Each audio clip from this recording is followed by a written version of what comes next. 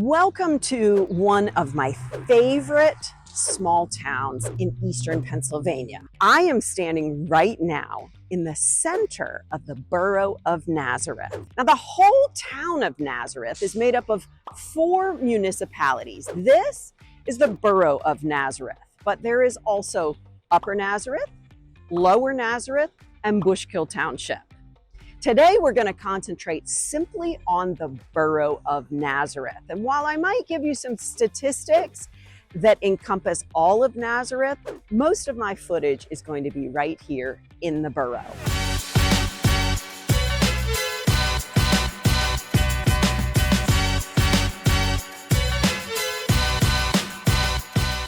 The circle where I am now is the center of a lot of town activities. So every spring, the farmers market will begin, which is held here on Saturday mornings from April until probably October. In late October, the Girl Scouts will put together their scarecrows and display them here.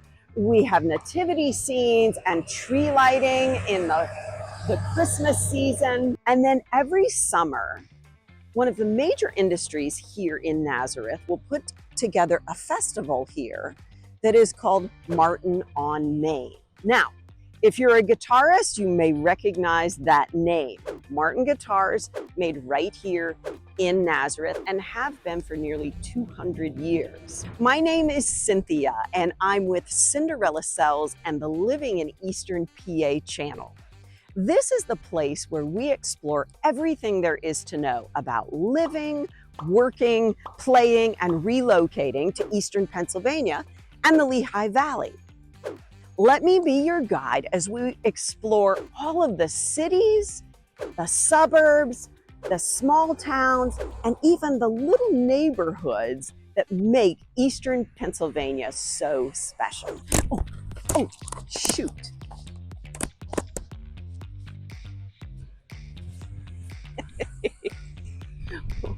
I just lost my sunglasses. One of the things that you will notice about this video, the entire video, is that I appear in multiple outfits.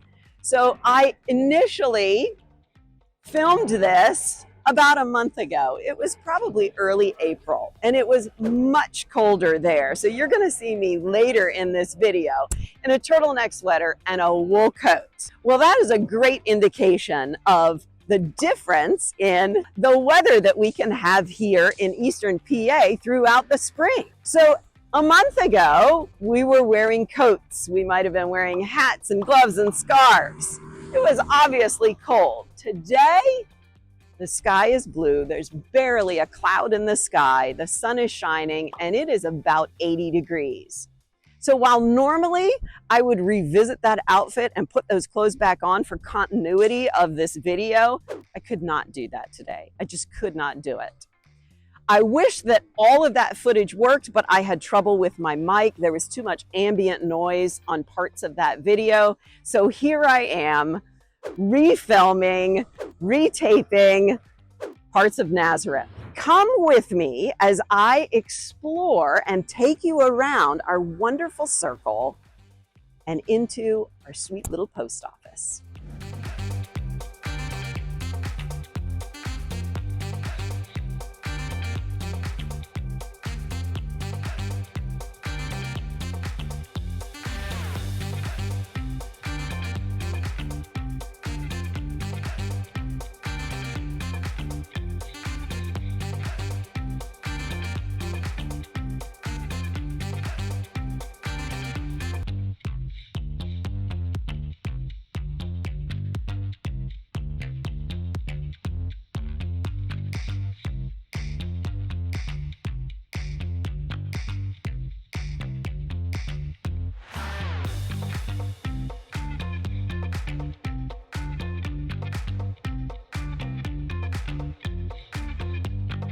The circle is not only where things happen, but walking away from it in every direction, you find something new.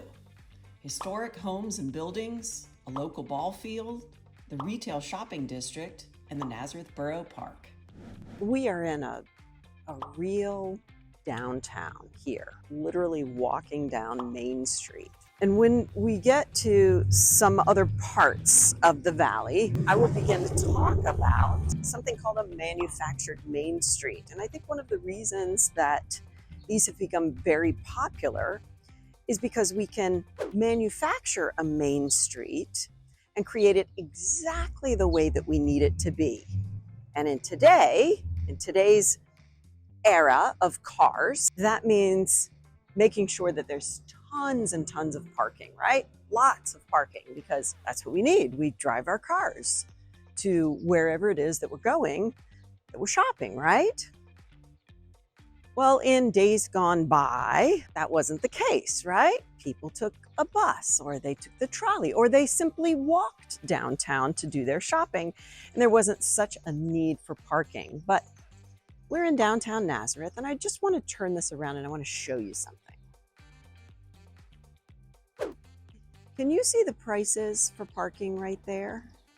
If you need to make a quick stop, it's going to cost you a nickel. Need a little bit longer? A dime. If you need a full hour, maybe you're going, I don't know, right there to Birthright for dinner. You could have 2 hours of parking for 50 cents. So while yes, you still have to pay for parking here in downtown Nazareth, you don't have to pay very much.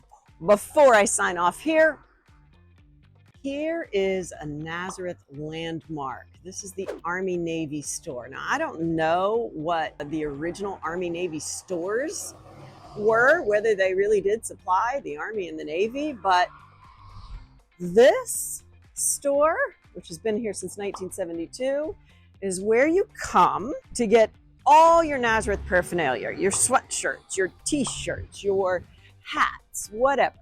You get it screen printed with softball or lacrosse or whatever. The other thing the Nazareth Army Navy sells, if you have a child in the district and they take PE, which all kids do, you're going to need to get a uniform. And that's something that I thought had gone by the wayside, but here in Nazareth, kids have to have a uniform. So it doesn't matter whether you've got a son or a daughter. They're going to take gym and they're going to need a uniform, and all the uniforms are the same. They are white shirts with a navy blue ring around the collar. Their first name will be on the front and their last name will be on the back, and they wear blue shorts. Boom, right there. Right there, that's where you get them. I love small town America. I can't leave downtown Nazareth without pointing out the YMCA, because this building has been here for so long. Again, just like Army Navy, it is a landmark in Nazareth. Now, this part of the building is actually closed off right now because they are doing some major renovations in it. I actually have a video strictly dedicated to the Nazareth YMCA and what it offers and how it serves the community and how it has for so many years. It's got interviews and other kinds of things. You may see a few pictures of yours truly. So take a look at that to get all the information that you might want to know about why. A walk around the circle and the downtown district is a mix of retail and residential, with many local storefronts at street level and homes above them. You will find hair salons, coffee shops, sushi, pizza, music and craft stores, pubs, ceramics, appliances, beauty, ice cream, a local hardware store, thrift and secondhand shops, an art center, and jewelry, just to name a few. We even have a coffee shop/restaurant with a bowling alley in it. Rich in history and heritage, the downtown Nazareth area is home to historic sites, museums, parks and recreational facilities, cultural performances, shopping, and so much more. I'm standing in front of what used to be fire department. It's called the Vigilance Hose Company. The building has a cornerstone on the top that says 1902, so obviously a very old building. I happen to know that this was not only the fire department, but it also housed the police department. Now, I don't know how long ago that was. I do know that there is evidence of it being the police department still in the building in the form of cells. So there is at least one cell, maybe more, in the basement of this building. However, now the building has been repurposed into the Nazareth Center for the Arts. And I can see here from this poster that a local band, the Craig Thatcher Band, was here over the weekend. There are art lessons offered here, and I do have a friend that teaches yoga here as well. So I have been here for art installations, a photography show that a friend of ours did many, many years ago. It's really a beautiful building, and once again, I know I preach about this a lot, but it's a great repurposing and using an old space in a new way.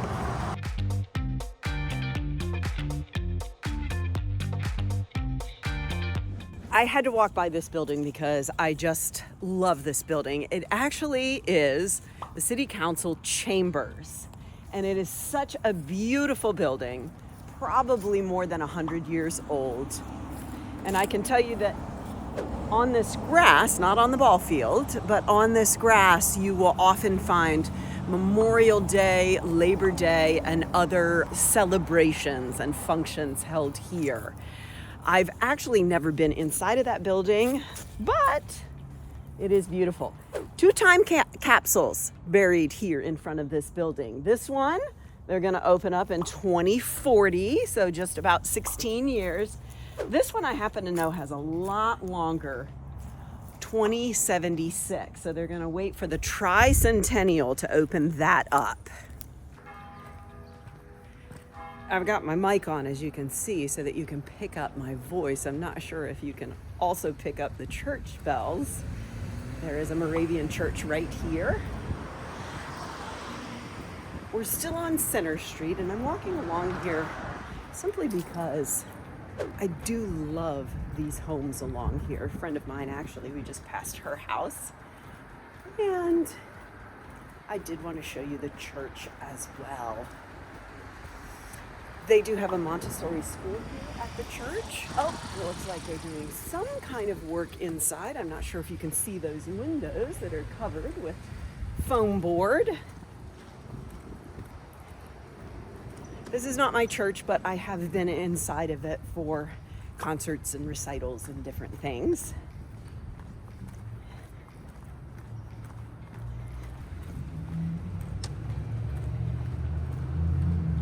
Around the corner, basically next door to the church, we have a brand new bakery. Full disclosure, I have not been inside of there, but I have seen their Facebook page and they look delicious. Yep, established 2023, so they're quite new. They're actually one of 2 local coffee shops that have opened recently. There's another one right over here. Chamber of Commerce, the barber shop. Again, businesses on the bottom, retail, and usually converted to homes and apartments upstairs. Lynn's Floral, Kathleen's Salon, the optometrist. So many small businesses along here. I've stopped in front of this very stately home because it is right in the center of the borough. It is very distinct because of its age and its history. Now, there haven't been too many owners of this house, but I happen to know a couple of them. I also happen to know that this house is for sale. It's currently for sale. So if you are in the market for a historic Nazareth home that is beautifully renovated and restored, please let me know. And let me know quickly, because I don't know how much longer it's going to be for sale. Just like neighboring Bethlehem, Nazareth was founded by Moravian immigrants from Germany. The Moravian influence is everywhere in Nazareth, from its architecture to its food. Ask me about Moravian sugar cake. Its multiple Moravian churches and the large residential retirement communities sitting in the middle of town, called Moravian Hall Square and Heritage Village. In the late spring of 1740, a weary group of Moravian missionaries arrived in Pennsylvania as working guests of evangelist George Whitefield, a British cleric conducting his own missionary work in the New World. The Moravians were looking for a new place to pursue their missionary activities. Once settled, these persevering brothers and sisters built a successful town here in Nazareth, including this building.